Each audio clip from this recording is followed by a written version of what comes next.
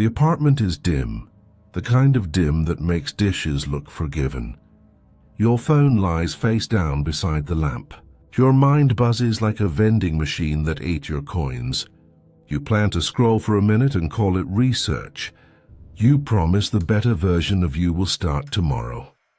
Tomorrow nods like a bouncer you won't meet. Days don't change by accident.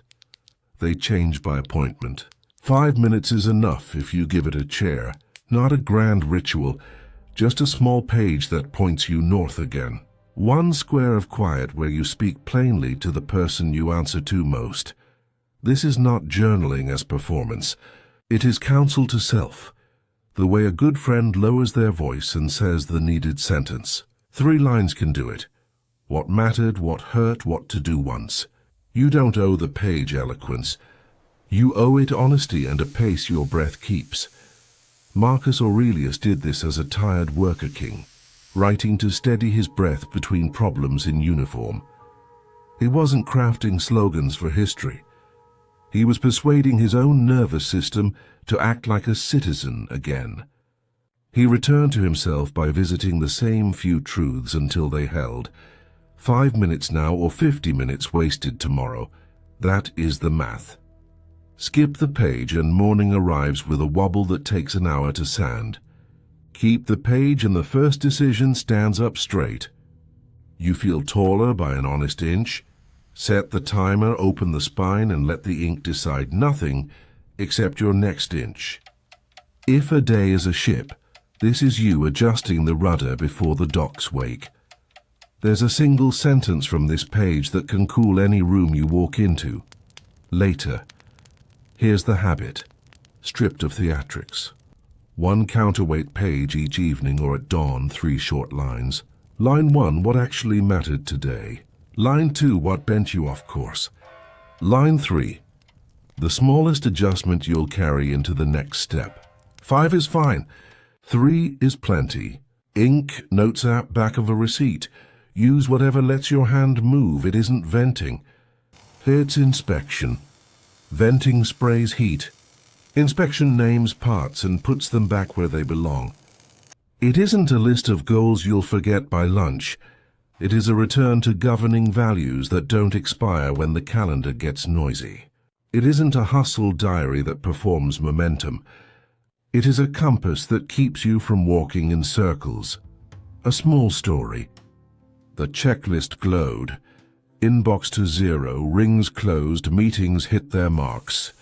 Yet the day tilted crooked. You were quick and strangely absent, like a stand-in mouthing lines. On the page you saw it. You traded substance for optics twice, ignored a boundary once, and chased applause that didn't age well. Tomorrow's inch wrote itself. Protect the quiet hour, ask one harder question, answer fewer pings faster. You're not lazy. You're misaligned. Fatigue is often the friction of values rubbing against unexamined habits. The page reduces friction by realigning contact points. It returns weight to what you claim to care about, then asks you to prove it with one act you can perform while tired. Write for usefulness, not an audience. No cleverness required. Short, plain, true. Burn the page if you need to. The point is direction, not archive. If you miss a night, don't negotiate. Begin again. A Roman wrote like this when the world was loud. Watch what he kept and what he let go and see how your next day stands up straighter. Picture him as a man, not a statue. Headaches that arrive like weather. Politics that move chairs while he's still speaking. Friendships rubbed thin by distance and duty. He sits at a desk with a small lamp, and the ink dries in narrow rivers while the city argues beyond the wall. He isn't writing for us. He's writing for the person who must wake in his body tomorrow and still behave. Write to remember who you mean to be, not to impress who you'll never meet. That's the point of his pages. They are field notes for nerve and judgment. On them he rehearses an ordinary day done with care. Patience in traffic when a carriage cuts in. Restraint when flattery purrs. Steadiness when disappointment arrives dressed as surprise. The words do not pose. They practice. We become the sentences we repeat. He repeats the useful ones until they shape his breath. 3 anchors appear again and again. Control what is yours: attention, interpretation, the next small act. Meet people as fellow sufferers, not obstacles. Everyone limps somehow, even the loud ones. Carry your part well.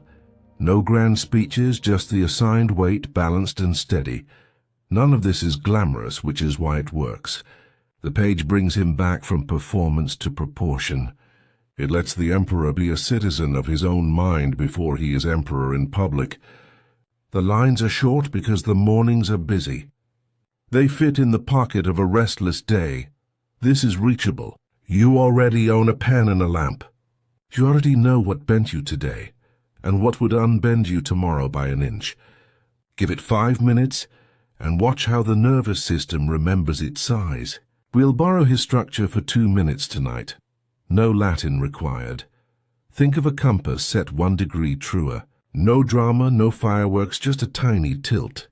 Sail long enough, and that quiet angle lands ships on different continents. 5 minutes works like that. A short correction at the edge of night, and tomorrow pulls toward a coast you meant to find. The day does not feel louder. It feels aligned by a hair that multiplies. Here's the engine beneath the page. Input, interpretation, intention, interaction. Input is what hits you, pings, looks, headlines. Interpretation is the story you tell, threat or weather, bait or data.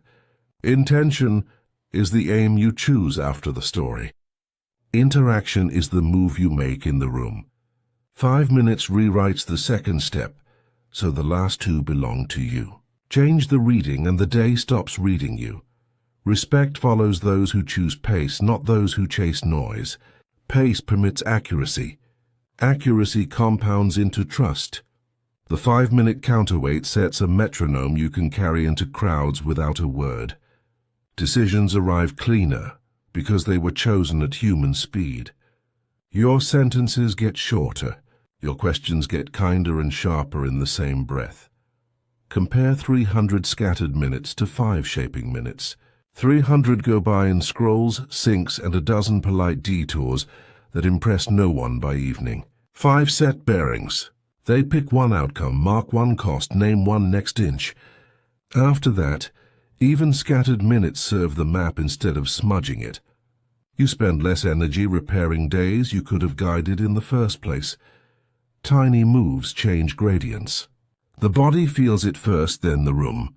Put the page on the table. Breathe once longer than habit. Write 3 lines and watch the needle settle. We'll test this in a conversation soon. Watch the room follow your breath. The notebook lives beside the kettle, a slim spine that looks like nothing and turns into a doorway the moment the burner clicks. You wait for the small weather of water warming, and when the first soft steam reaches your face, the words arrive too. No ceremony. Just a pen that starts without negotiations and a page that forgives your handwriting. 3 lines, always the same. 1. What snagged me? Name the burr that caught on you today. The rush, the flattery, the glance that bent your pace. 2. What stands tomorrow? Pick the posture you can keep under pressure. Slower start, kinder question, tighter scope. 3. One next proof, not a vow. A small act that would be seen on a calendar or a build. Send the brief, close the door, ship the fix. If it compounds, it counts. Tiny deposits make sturdy weeks. Anchor the habit to what already happens. Tea at night, coffee at dawn, the dog's leash, the train's first stop. Use a small, ugly notebook, so excellence doesn't scare honesty away. Keep a pen that always works. When you miss, never miss twice. The point isn't streaks. It's steering. Notice the contrast. 10 dramatic resets. Entire life overhauled by Sunday. Burn bright and vanish. 1 quiet nightly nudge moves the shoreline without announcements. You wake with decisions that already trust themselves because they were chosen. Write for usefulness and close the book. Let the page keep your future from spending you. Keep it where the steam can find it, and your hands can't forget. When the day gets loud, you'll feel the line steady your breath before you speak. There's a one-sentence reset for rooms on fire. Soon. We'll use it when heat arrives tomorrow.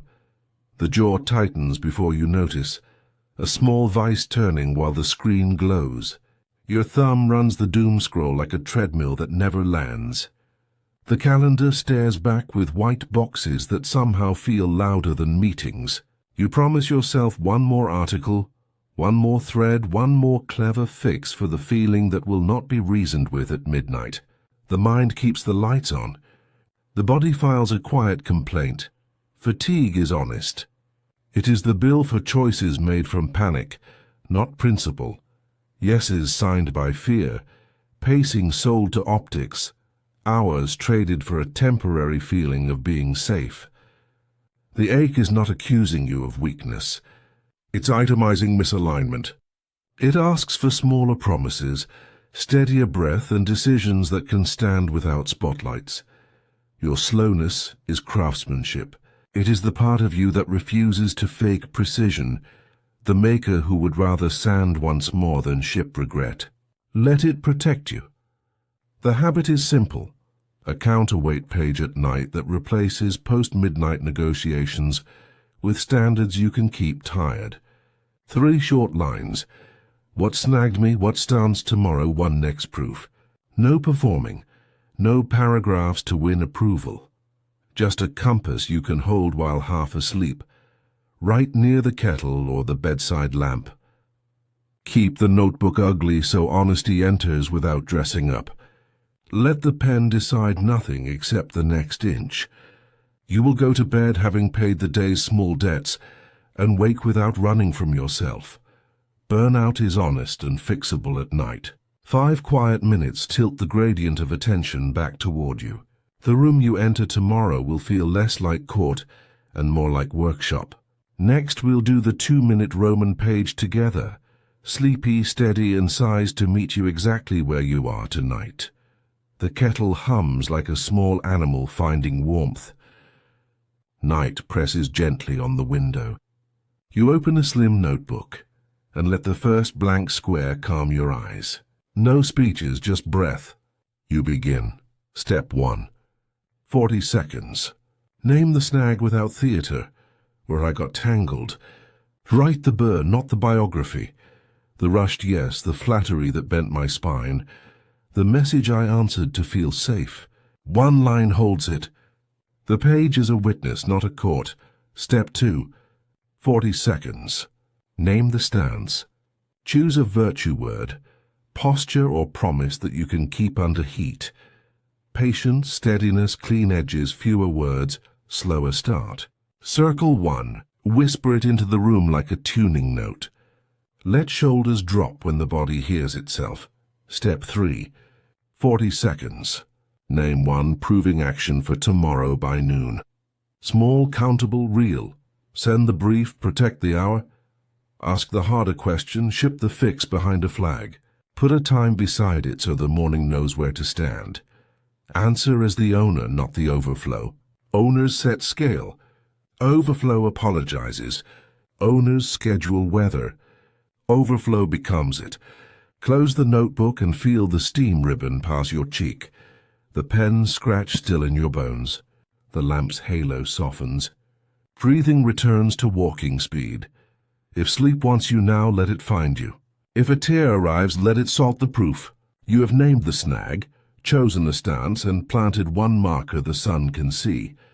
Nothing grand, only gravity returned to its chair. You will speak less and be heard more, because you arrived already aligned. Set the notebook by the kettle again.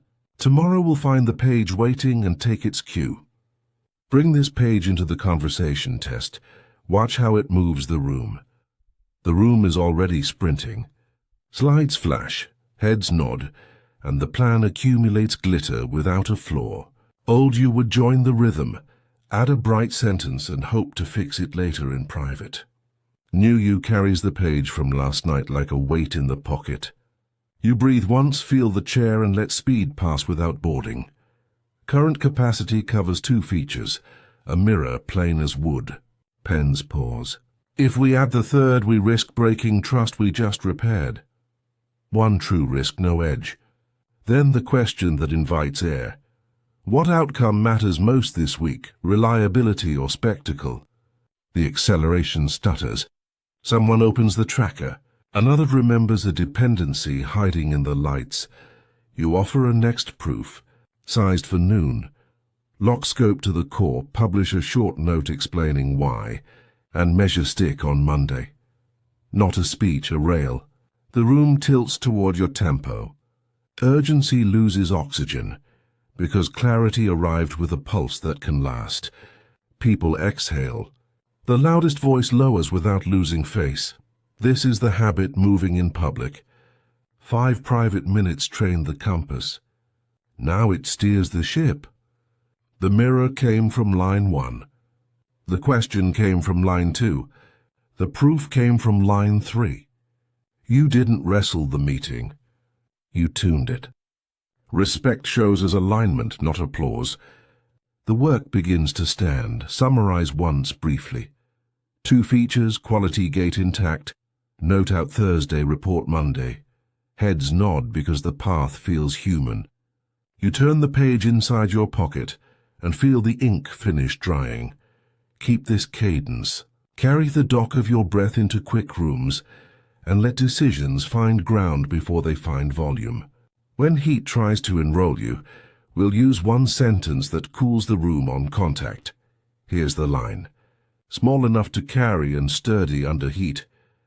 Let's slow to facts and next steps. Say it as if you're straightening a frame. Brief, portable, non-theatrical, born from the page where you set your stance the night before. It doesn't accuse or defend. It organizes. Use it anywhere breath feels thin. Stand-ups, kitchens, hallways, late texts. Picture the stand-up fraying. Updates blur. A rumor flares. A question turns into a jab. Pulses stack. People search for a villain. You breathe to the floor and place the line. Let's slow to facts and next steps. Oxygen returns. A developer names the failing tests. Another proposes a rollback behind a flag. A product lead names what can slip without breaking trust. Heat lowers because clarity doesn't compete. The work comes back to the table. Authority is the quiet that survives pressure. When your breath steadies, the room borrows your rhythm. Standards feel less like scolds and more like rails. The sentence borrows strength from your exhale and hands the moment to evidence and action. Say it once, then let silence do half the labor. Marcus's counsel becomes your cadence here. You named the snag, chose the stance, picked the proof, and this line becomes the hinge between thinking and doing. It turns private alignment into public pace. No performance, just gravity you can carry. Write the sentence where your eyes land. Top of agendas, first slide, lock screen, a small card by the kettle. Use it early to prevent rescue. Use it late to salvage clarity. Repeat until others arrive pre-organized, bringing facts before friction. Repeat until your own nerves learn the short road from sting to stance. Repetition turns posture into character, and character into culture that keeps its shape. From here, rooms learn your rhythm before you speak. Mornings start with room to think. The kettle breathes, the list is shorter, and your mind arrives before the inbox does. You move toward the work that holds instead of the noise that lifts and drops you. Afternoons carry fewer apologies and cleaner handoffs. You pause once, choose once, and the day keeps its posture. Evenings land like planes that planned their descent. You close the laptop without bargaining, and the mirror returns a face returned to itself. Return to the first scene. Same phone, same hum, same temptation to scroll. Your hand is steadier now. You turn the phone face down and open the small notebook instead. 3 lines arrive almost by muscle memory. What snagged me, what stance tomorrow, one next proof. It takes less time than regret, and the night grows kind. Keep a gentle charge. Touch the wax tablet before reply, before decision, before sleep. Name the burr, name the posture, name the proof you'll place by noon. Let the steam ribbon your cheek, and the pen scratch slow your breath. This is not theatre. It's maintenance for meaning. The 5 minutes you used to skip begin buying back hours you used to lose. Days stop leaking. Respect gathers because your pace saves time for others. You trust yourself again, not as a slogan, but as a pattern you can feel under your feet. Choices travel, promises hold, outcomes repeat because they were made at human speed. The future starts writing thank you notes with your handwriting on them. Hold your minutes and your minutes will hold you. If this feels like home, take a chair with the rare and the patient. Bring your lamp, your slim notebook and a pocket sentence for heat. We'll keep the light low, the pace human, and keep walking from here together.